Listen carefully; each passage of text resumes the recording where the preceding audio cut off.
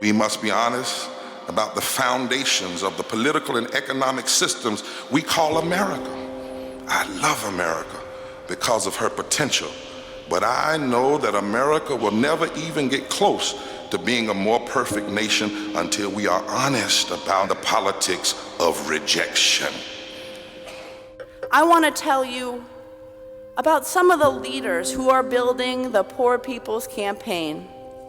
CALLIE GREER from Selma, Alabama, who had to bury her daughter, Venus, because she didn't have health care. I'm here today to share my daughter's Venus's story. Venus discovered a small lump in her breast and she wasn't insured. Venus had to be approved for every prescription and every piece of medical equipment that she needed. I'm standing here today in solidarity with the Poor People's Campaign because no one should have to bury their child in America because they don't have health care insurance. I'm 46 years old. I've lived in poverty here in West Virginia every day of my life. And I'm working. I am a working poor with a bachelor's degree. I'm doing the best I can with what I have. I'm a second-generation fast food worker, and I've experienced the cycle of poverty firsthand.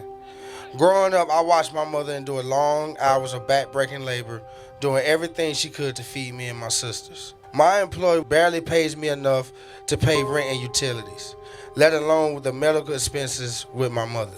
I worked 41 years in the coal mines.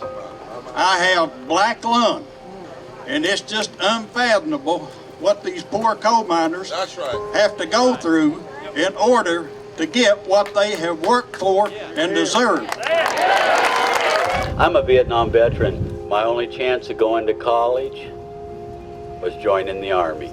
It was one thing to know that you didn't have water and you couldn't afford your water. It's a whole nother to find out that they shut off your entire community and none of you matter.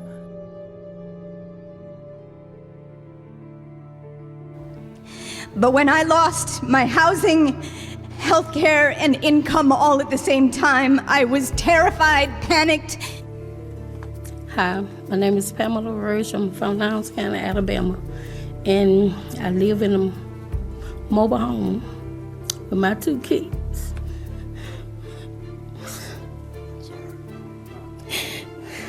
And I got raw sewage. I don't have no money on power.